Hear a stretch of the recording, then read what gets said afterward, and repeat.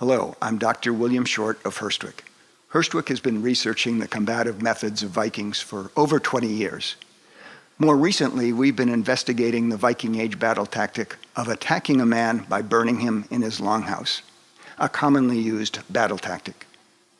We've just recently concluded a series of experiments in Iceland, and in this video, I'd like to tell you about our preliminary results and conclusions so far. Now, earlier, we created a series of videos talking about this tactic, and I'll provide links in the description below. Videos that talk about how the tactic worked and how it was used, about the importance of the door in the attack, both for defense and offense, and also about the results of some of our preliminary experiments in the United States before we went to Iceland. At our fire festival in Iceland, we conducted 7 test burns on Viking Age building structures of turf and wood. 5 burns were nominally identical structures with variations in the kindling used to start the fire. These will allow us to have a very clear understanding of how the fire spreads from the kindling outside, through the door, and into the interior framework of the house. To allow a quick turnaround between burns, we used modern, non-flammable materials to stand in for the materials minimally involved in the fire in a historic Viking house.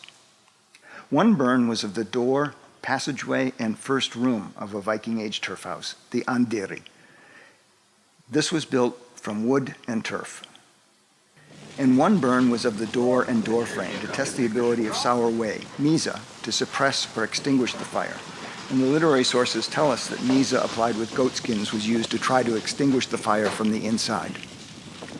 The structures were heavily instrumented by students of the Fire Protection Engineering Department of WPI. The data they collected needs post-processing, so we do not yet have the complete data sets. When we get those data, we plan to do some deeper analysis and possibly have more discoveries. But until then, we can look at what we saw in the test burns and at the incomplete data we possess. We replicated setting the fire as described in the literary sources, using only the basics. We used piles of sticks leaning against the door as kindling. We did not use accelerants, such as oil, fat, or tar. Vikings may have used these, but we omitted them in order to get a base level for the speed of fire spread. As we will see in the video, it probably would not have changed our final outcome much.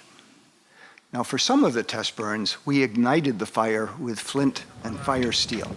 And the fire steel that we used was made with iron that we made in Iceland in our Iron Festival in 2019, and it's based on a Viking Age find in the collection of the National Museum of Iceland. The kindling ignited easily, and not much kindling was necessary to involve the door and the rest of the structure. The intensity and speed of the fire spread was shocking.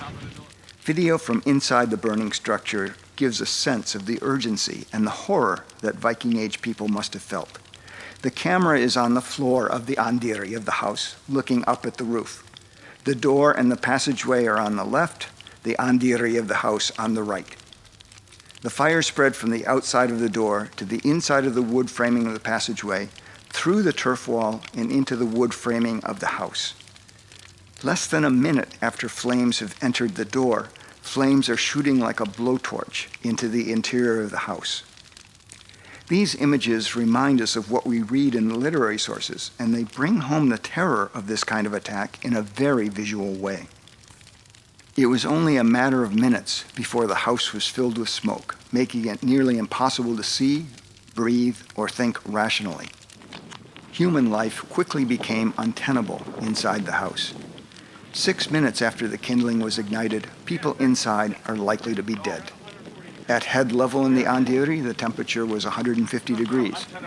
Temperature at the peak of the roof was many hundreds of degrees, and the oxygen content of the air had dropped to 13% by this time, dangerously low, resulting in poor cognitive function. Any actions that people in the house wanted to take had to be done quickly once the fire was ignited. In summary, the fire was quicker and more intense than what the descriptions in the literary sources would have us believe. The time for negotiations at the door, or escape through a secret tunnel, or breaking out a secret door was short. Our test with using Mesa applied with goat skin to extinguish the fire seemed to show that the Mesa had a beneficial effect. We have more experiments in progress, and it will be interesting to see what we find in our upcoming experiments. And this is only a small fraction of the images and data that we collected. We're doing additional experiments as well, such as experiments with Mesa to suppress the fire. And we've created a computer model of the structure as built that will allow us to do what-if sorts of experiments on fire spread using the computer. We have a lot of data that was collected and not yet analyzed. And so once we have those data and the results of additional experiments, we'll be able to say a lot more. And we plan to publish more videos as well as reports and scientific papers about what we learned. Even though we don't have all the data yet, the test burns show the effectiveness of this battle tactic. It took little kindling and little preparation to start the fire, even when using fire steel and flint.